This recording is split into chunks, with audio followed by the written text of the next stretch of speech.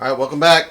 Part 10, FMS Avanti 18th Anniversary Edition, turbine conversion using the top design kit from RC Castle. As you can see, I have everything installed. I'm going to show you the front. I just got back from a run-up. I just ran it up for the first time. I wanted to see how the BVM heat shield was going to hold up compared to the aluminum tape. I haven't put no aluminum tape in this plane. I'm trying to save as much weight as possible, although I don't really need to, but you'll see why. But I still didn't want the aluminum tape in there. The BVM heat shield was much easier to apply, and it just worked out better. I'm going to have pictures at the end along with the video of the first run-up, so if you want to, you can skip to the end there to see all that stuff. But let's just go over some problems I had from part 9 on. So engines installed, that was not a problem. Mounts worked just great.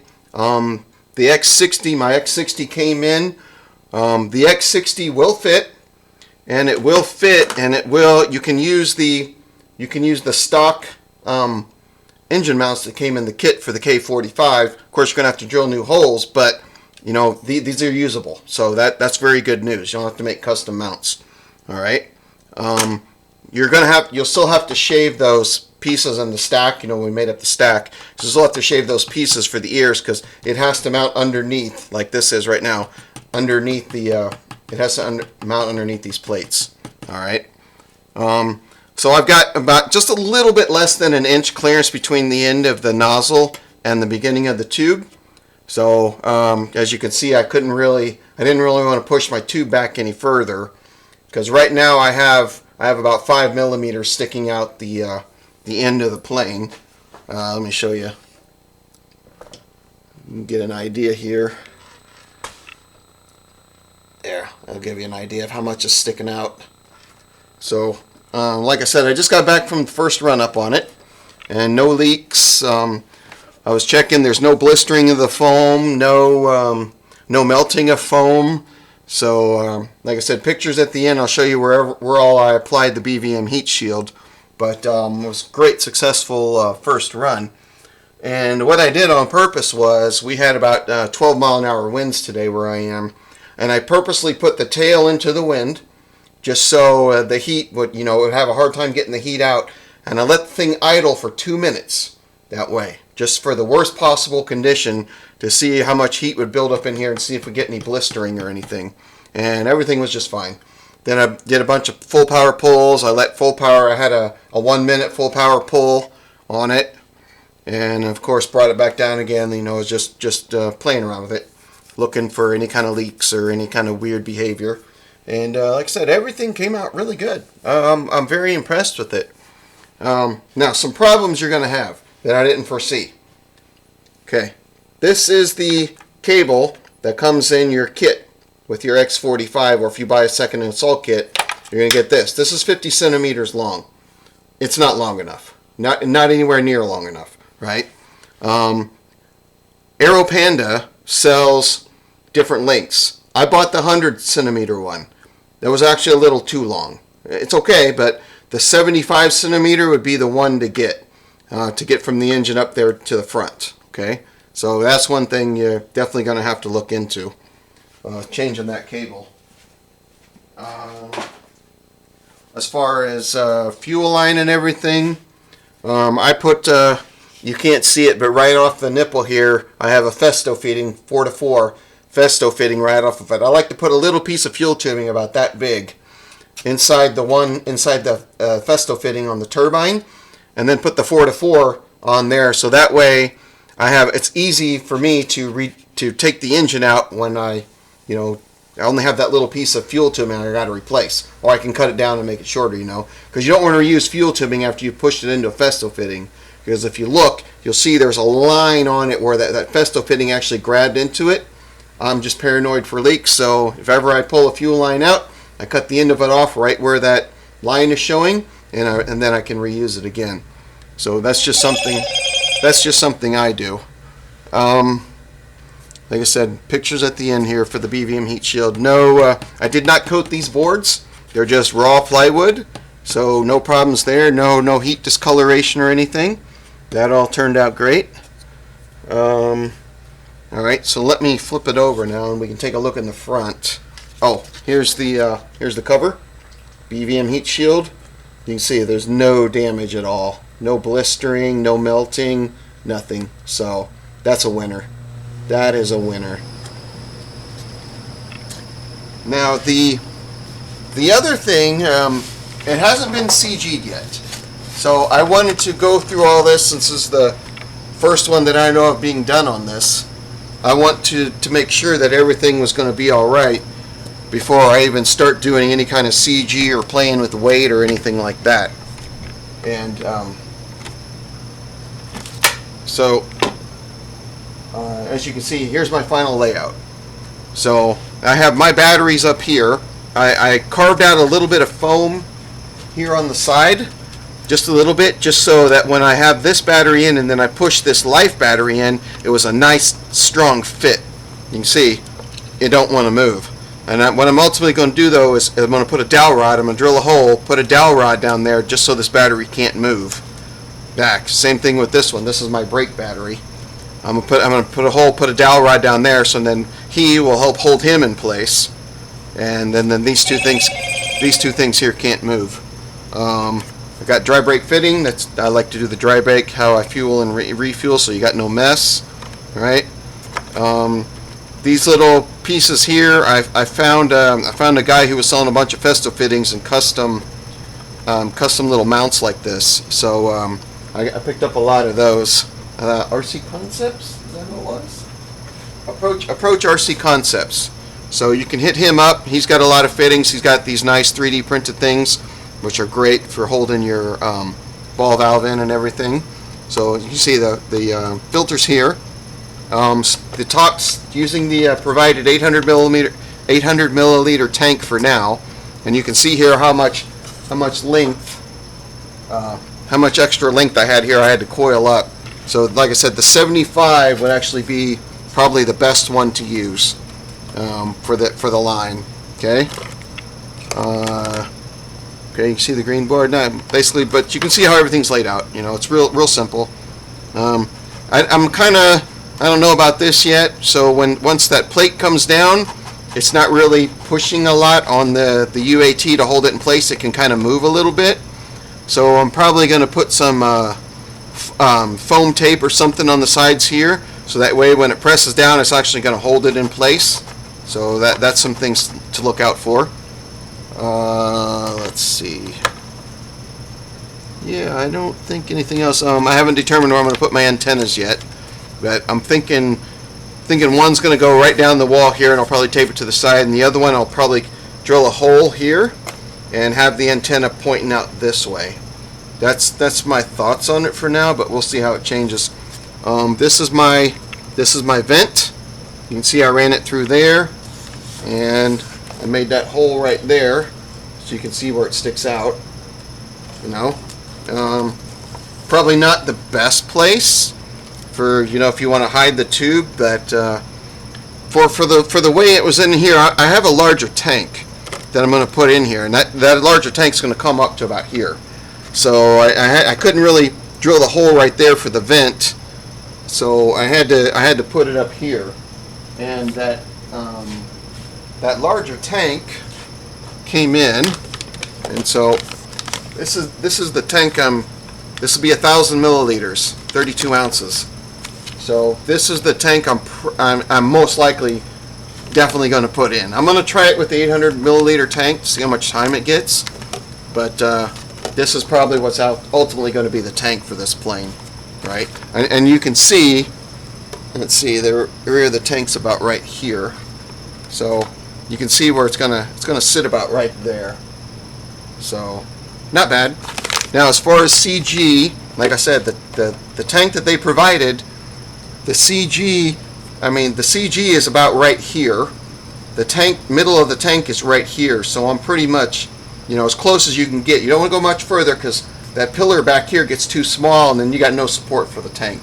So I think it was the best trade-off. You know, I discussed it in the earlier videos, so you can go back and watch if you want to see about the tank. Now, probably the burning question is, what's the weight? Well, with just the UAT full, the plane weighs 8 pounds. Now, fully fueled, it weighed 9.5 pounds. So the X45 is a perfect match for this plane. And the X60 is not going to go in this because it would be suicide. The airframe would fail. That's way, I mean, yeah, you could detune it, but, you know, what's the point of that? You know, I'll put the X60 back in the MiG, but the X45 is going to be absolutely perfect for this plane. You know, 9.5 pounds, fully fueled. Now, remember, I have not CG'd it yet, so we don't know if that's going to be the final weight, so I might have to move stuff around. Hopefully I don't have to add any weights, but we'll see. But I just wanted to get through, see it run up, see how the layout worked, how does everything fit, function so far. So next thing I'll be doing is the CG, so I can figure out what else do I got to do. Hopefully it's not much, right? Because I'm really liking the way this laid out and the way everything's sitting. It's beautiful. It looks good. It functions really, really good too. What other things? Yeah, that, like I said, there'll be a picture of the X60 sitting on the rails, and you can, I mean, it'll fit no problem. Yeah, it'll be suicide for the airframe. You have to detune that thing all the way down to the lowest setting it has, and yeah, what's the point? You know, you got an X45 putting out almost 10 pounds of thrust. You got a plane right now weighing 9.5 pounds. This is going to be one hell of a hot rod. This is going to be fun. You know, this is. I think this is going to take. I'm going to fly this more than the Viper probably. I'm probably going to like this so much better than the Viper. I kind of hope not, because I really like the Viper, but I do love the colors and I love the way this thing looks. And so that's that. Oh, somebody left a comment in an earlier video about the brakes and the wheel wells. Let me grab a wing real quick.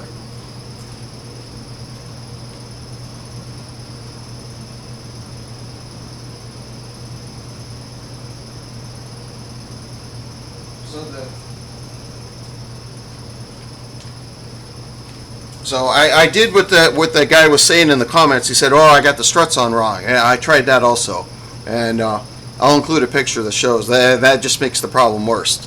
So the problem is right there, right here. See how far the brake, when it mounts on the axle, how far it pushes the wheel out that way? That's the whole reason why the wheels won't sit flat and sit flush in the wheel wells. And so there's no way around that. If you flip this around, then when the strut comes down, I mean when the retract comes down, it's sitting out like this far. You know, it can't come all the way down because now you got all this pushing in the wheel well.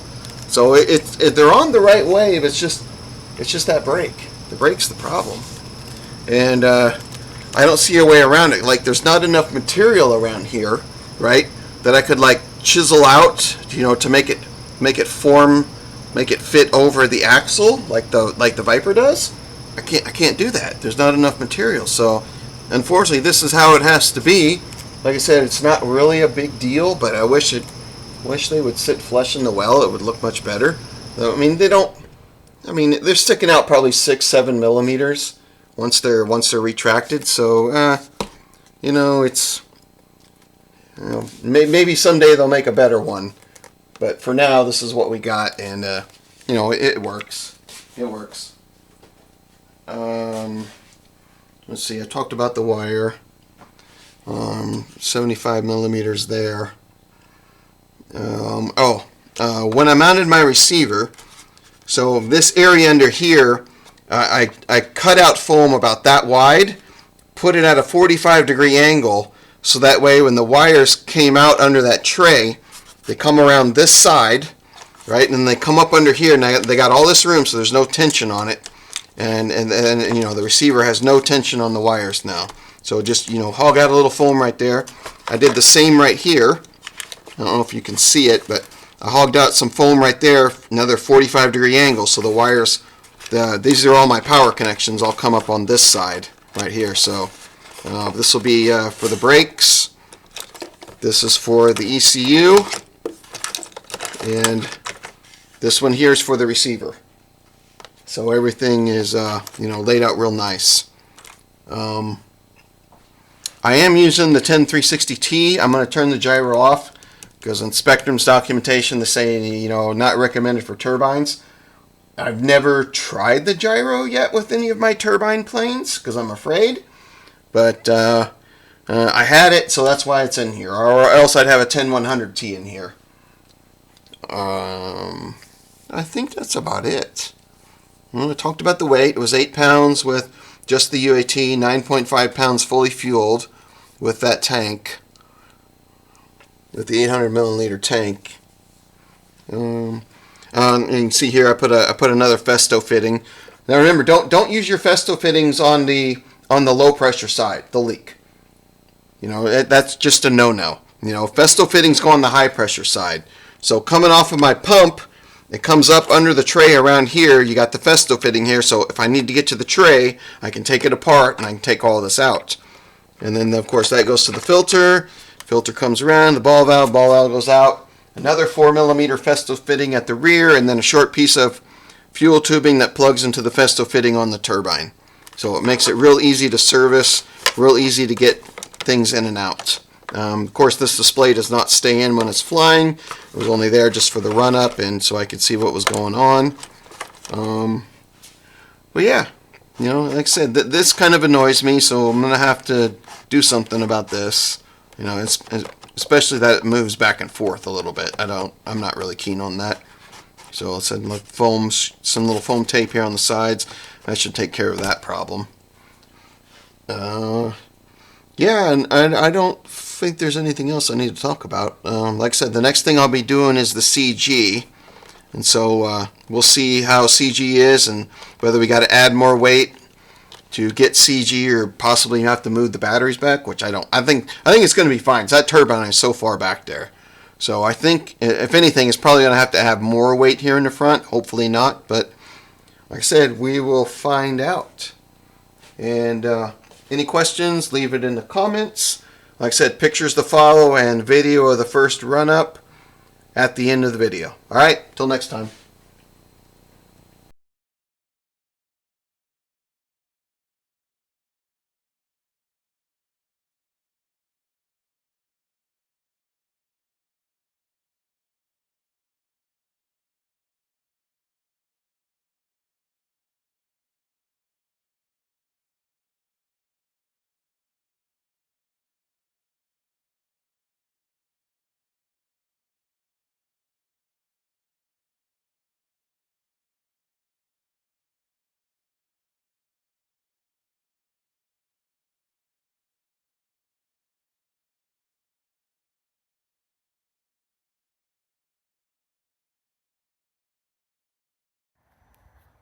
No data. Timer start. Timer stop. No data.